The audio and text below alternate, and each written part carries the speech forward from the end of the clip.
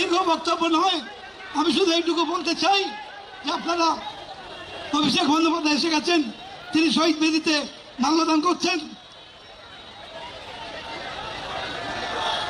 বলুন শহীদের রক্ত, শহীদের রক্ত, শহীদের রক্ত, অমর শহীদ তোমায় জানাই, তোমায় জানাই অমর শহীদ তোমাদের ভুলছি না, ভুলবো না। অমর শহীদ তোমাদের ভুলছি না, ভুলবো না। অমর শহীদ তোমাদের ভুলছি না, ভুলবো না। একটু বলে আমাদের হৃদয় বক্তব্য রাখবেন বিশিষ্ট আইনজীবী, সাংসদ, লড়াকু নেতা কল্যাণ বন্দ্যোপাধ্যায়।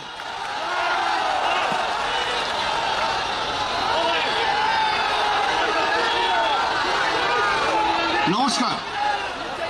আমার বক্তব্যের আগে আমি এখানে যে হাজার হাজার তৃণমূল কংগ্রেস কর্মী গত এক মাস ধরে সমস্ত ভয় উপেক্ষা করে প্রচুর আঘাতপ্রাপ্ত হয়ে থানার টর্চার সহ্য করেও আজকের এই 21শে জুলাই শহীদ স্মরণের যে সভা তাকে সার্থক করার জন্য এসছেন, আমি আপনাদের কাছে তার কৃতজ্ঞতা জানাই।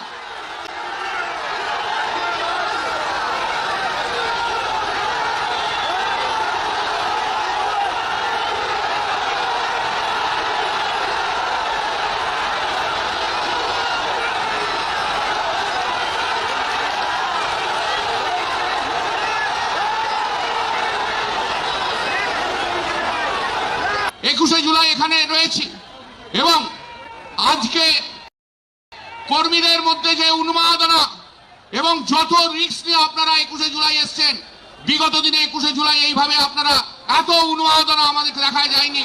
এত উন্মাদনা, এত মমতা বন্দ্যোপাধ্যায়ের প্রতি ভালোবাসা, এত মমতা বন্দ্যোপাধ্যায়ের প্রতি টান, এত তৃণমূল কংগ্রেস তার কর্মকর্তব্য, তার কর্মীরা পশ্চিম বাংলা কেন ভারতবর্ষের মুখে কি হতে পারে আজ তার নিদর্শন রেখে যাচ্ছে। আজকের এই মাটিতে, এই তারামণ্ডলের মাটিতে, এই মাটিতে 21শে জুলাই 2026 আগামী দিনের ইতিহাস রচনা করবে, আগামী দিনের রাজনৈতিক প্রেক্ষাপটকে পাল্টে দেবে। গতকাল এখানে মমতাদি ছিলেন, বিজেপির লোকেরা আমাদের মঞ্চ ভেঙে দিল, যত আপনারা মাইক দেখছেন তাদের কানেকশন কেটে দিল। শুভেন্দু অধিকারী সরকার থাকতে বিজেপির গুন্ডা বাহিনী আবার সেই কাজ করছে। তখন সেদিন সফল হয়নি বুদ্ধদেব ভট্টাচার্য, সফল হয়নি তৃণমূলকে শেষ করতে, সফল হয়নি মমতা বন্দ্যোপাধ্যায়কে শেষ করতে। শুভেন্দু অধিকারী প্রচেষ্টা করছে তৃণমূলকে শেষ করার, মমতা বন্দ্যোপাধ্যায়কে শেষ করার। তাই মীরা ভট্টাচার্য বলেছে যে বুদ্ধদেব ভট্টাচার্যের অসমাপ্ত কাজ শুভেন্দু অধিকারী করবে, গুলি করবে, লাঠি চালাবে, আবার খুন করবে, আবার ধর্ষণ করবে।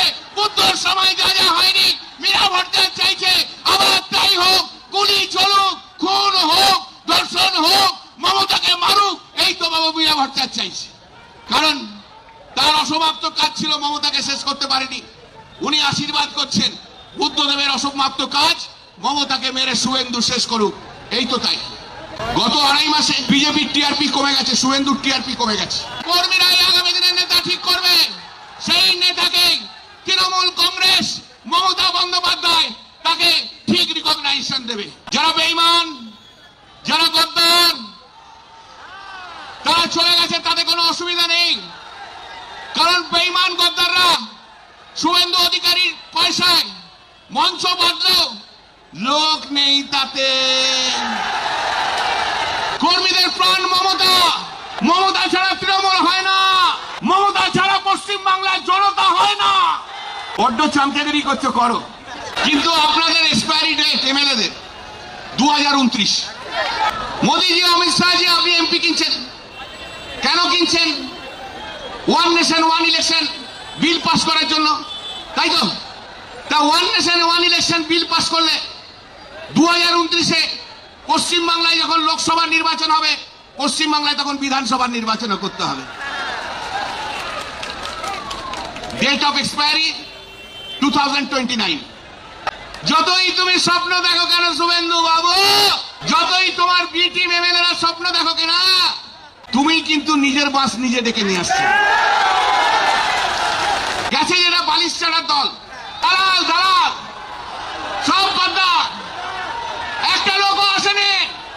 ওরে রীতিব্রত, তোকে এই জায়গা থেকে আমি চ্যালেঞ্জ দিলাম, বল কোন দিন উলুবেড়িয়া যাবি, আমি সেদিন যাব, দেখি তোর কেমন হিম্মত আছে।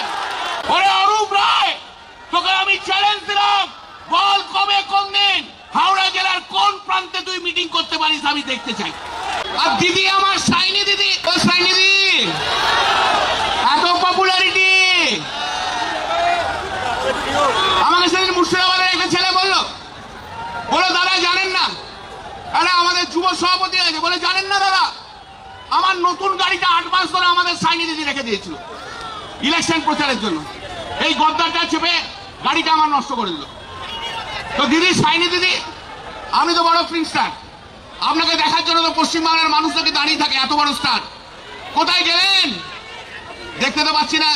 বারুইপুর গিয়েছিলেন, কথা শুনে চলে এসছেন, তাই তো ঠিক কিনা?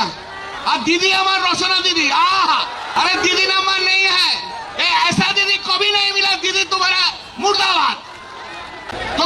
তোকে ঠিক ভালো জায়গায় পোস্টিং করে দেবে, অভিষেক দেখে নিতে তোকে, তুই দাঁড়া। লড়াইটা কিন্তু বিজেপির সঙ্গে মনে রাখবেন, এই লড়াইটা জিততে হলে বিজেপিকে হারাতে হবে।